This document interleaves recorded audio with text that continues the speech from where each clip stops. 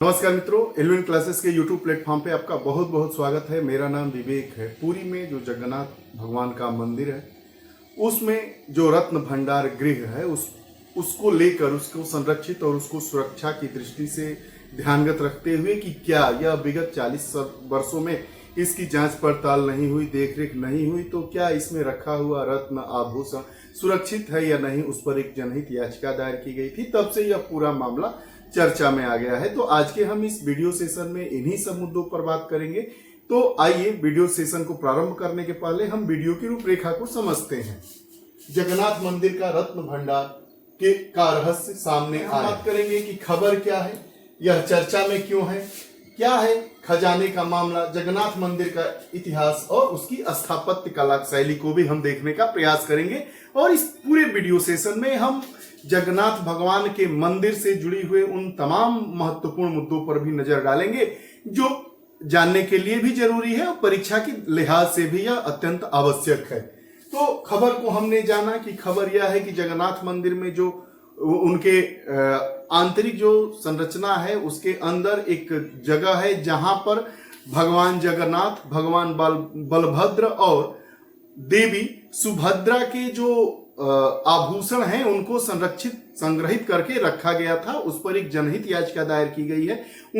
तब से यह पूरा मामला चर्चा में आ गया है। तो आइए एक एक करके हम सभी बिंदुओं को टटोलते हैं। खजाने का विवाद। तो 200 वर्ष पहले 1805 में 64 आभूषणों की सूची दर्ज की गई थी। हम जानते हैं कि कब से कब इसमें आभूषणों की सूची दर्ज की गई थी, अभी वर्तमान में क्या मामला है और क्या ऐसी स्थितियां आ गई कि इस पर पीआईएल जनहित याचिका दायर करनी पड़ी। तो 1805 की बात है, लगभग 200 वर्ष पहले 64 आभूषणों की सूची इसमें दर्ज की गई थी जो जगन्नाथ मंदिर का खजाना है। 1952 से तक इसमें 180 स्वर्ण वस्तुएं दर्ज की गई थी कि इस खजाने में 180 स्वर्ण वस्तुएं हैं जिसमें 150 आभूषण है। इसके अलावा 164 चांदी के सामान सूचीबद्ध किए गए थे। जब 1962 में इसकी जांच पड़ताल की गई थी, इसकी सूची जारी की गई थी, तो 602 आभूषणों का पता चला था। 1967 में इस मंदिर में जो रखे रत्न भंडार है उसको देखने पर उसके सत्यापन में यह मामला सामने आया कि केवल 433 वस्तुओं का ही इसमें रखे जाने का प्रमाण मिलता है। अभी लगभग 40 वर्ष पहले 1978 में अंतिम बार आभूषणों और कीमती पत्थरों की सूची बनाई गई। मतलब जो अभी सूची बनाई जाएगी पीआईएल के बाद, उसके पूर्व 1978 में ही वह सूची बनाई गई थी। तो आइए इसमें हम देखते हैं क्या क्या है। बाहरी कक्ष और आंतरिक कक्ष में कुल 454 सोने की वस्तुएं हैं। उसमें जो भंडारण है उसमें बाहरी कक्ष और आंतरिक कक्ष में कुल 1978 में जो सूची बनाई गई थी उसमें क्या क्या दर्ज किया गया था। 454 सोने की वस्तुएं जिनका वजन 128.38 किलोग्राम है और 239 चांदी की वस्तुएं हैं जिनका वजन 221.53 किलोग्राम है। जो जनहित याचिका दायर की गई थी वह उसका उद्देश्य ही यही था कि जो मंदिर में वस्तुएं रखी गई हैं, भगवान जगन्नाथ, भगवान बलभद्र और मां सुभद्रा के आभूषणों को संरक्षित करके रखा गया है। तो उसकी संरचनात्मक स्थिरता के बारे में क्या स्थिति है और आभूषण जो रखे गए हैं उसको लेकर सुरक्षा को लेकर चिंता जाहिर किया गया था कि आखिर जो 1978 में अंतिम बार इसकी जांच पड़ताल के बाद जो आभूषण थे उनकी जो मात्रा थी, जो उनका वजन था, क्या वह अब भी है या उसमें कुछ फेरबदल हुआ है या मात्रा बढ़ी है। 2008 में इस पर उड़ीसा उच्च न्यायालय के निर्देश पर संरचनात्मक निरीक्षण किया गया था, लेकिन आंतरिक कक्ष में प्रवेश नहीं हुआ था। 2 कक्ष जैसे बताए गए थे, तो जो एक बाहरी और एक आंतरिक, लेकिन 2008 में जो परीक्षण किया गया था उसमें आंतरिक कक्ष में प्रवेश नहीं दिया गया। आंतरिक और बाह्य कक्ष नहीं खुले हैं। पिछली सरकार में सुप्रीम कोर्ट के पूर्व जो मुख्य न्यायाधीश थे अरिजीत पसायत समिति का गठन हुआ था, बहरहाल उसको भंग कर दिया गया और उड़ीसा हाईकोर्ट का निर्णय आया कि पूर्व न्यायाधीश विश्वनाथ रथ उच्च स्तरीय समिति गठित की गई, जिसका आदेश 14 जुलाई को रत्न भंडार को खोलने का निर्णय लिया गया है। इसी 14 जुलाई को जो जगन्नाथ मंदिर है उसके आंतरिक और बाहरी कक्ष में जो भगवान जगन्नाथ के आभूषण थे, भगवान बलभद्र के आभूषण थे और मां सुभद्रा के जो आभूषण को संरक्षित करके रखा गया है, उसके संरचनात्मक और उसकी सुरक्षा को लेकर चिंता जाहिर की गई थी, उसी पर यह निर्णय आया है। तो 14 जुलाई को जो निर्णय आया है, रत्न भंडार खोलने का निर्णय दिया गया है, क्योंकि जो 2008 में रत्न भंडार रखे गए थे आंतरिक और बाहरी कक्ष में, तो आंतरिक कक्ष में प्रवेश की अनुमति नहीं थी। मंदिर के इतिहास को देखते हैं तो जो हिंदू धर्म में 4 तीर्थ यात्राएं मानी जाती हैं, उसमें जगन्नाथ मंदिर अर्थात पुरी का भी स्थान है। उड़ीसा में के पुरी में स्थित यह जगन्नाथ मंदिर है। भगवान विष्णु की प्रतिमा यहाँ पर है। भगवान विष्णु को पूजा जाता है। हिंदू देवता विष्णु के एक रूप में भगवान जगन्नाथ को समर्पित यह जगन्नाथ मंदिर उड़ीसा के पुरी नामक स्थल पर स्थित है। 12वीं शताब्दी में यह जो गंग राजवंश था, 12वीं शताब्दी पूर्व गंग राजवंश के जो एक राजा थे अनंत वर्मन चोडगंग देव द्वारा इस मंदिर का निर्माण करवाया गया था।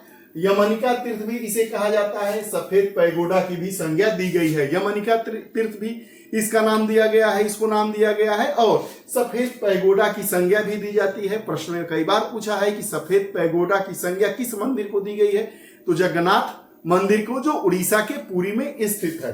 4 धाम तीर्थ यात्रा जो हिंदुओं की होती है, बद्रीनाथ, द्वारका, पुरी और रामेश्वरम, उसमें पुरी का भी नाम है, अर्थात जगन्नाथ मंदिर भी उन हिंदू धर्म में 4 जो धाम होते हैं उनमें एक धाम का स्थान रखते हैं, इसलिए यह बहुत ही महत्वपूर्ण है।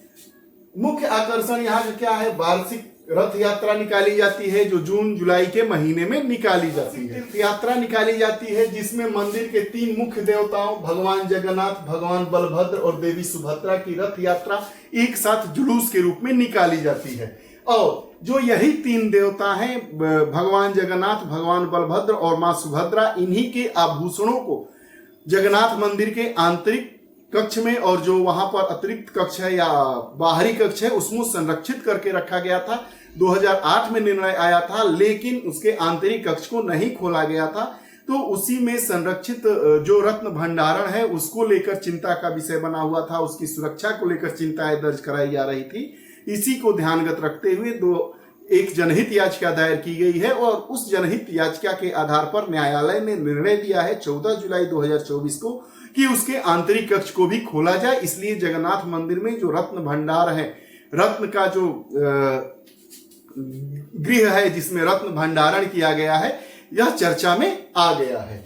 पुरी के जो बालगंडी चाका के निकट मौसी का माँ का मंदिर है, जिसे चाची का घर भी कहा जाता है, वहां से यह यात्रा निकलती है और गुंडीचा मंदिर तक जाती है। उत्सव आषाढ़ माह मतलब जून और जुलाई के महीने के चंद्र महीने के शुक्ल पक्ष के दूसरे दिन शुरू होता है। आषाढ़ माह के चंद्र महीने के शुक्ल पक्ष के दूसरे दिन यह प्रारंभ होने वाली यात्रा है जो 9 दिनों तक चलती है। स्थापत्य कला पर बात कर लेंगे तो ये कलिंग स्कूल अर्थात ये जो यह मंदिर स्थापत्य है इस पर बात करेंगे तो ये रेखा डूला है, ये जो गर्भगृह है, श्रेणी जिसको कहते हैं, ये उसी का एक हिस्सा है और ये खखारा ड्यूला शैली में यह निर्मित यह पूरा गर्भगृह है। इसकी स्थिति को आप देख रहे हैं कि मतलब यही वो स्थितियां हैं जैसे इस मंदिर को सजाया गया है और उसकी स्थापत्य कला को प्रदर्शित किया जा रहा है। स्थापत्य है वह कालिंगन वास्तुकला का सबसे परिष्कृत उदाहरण है।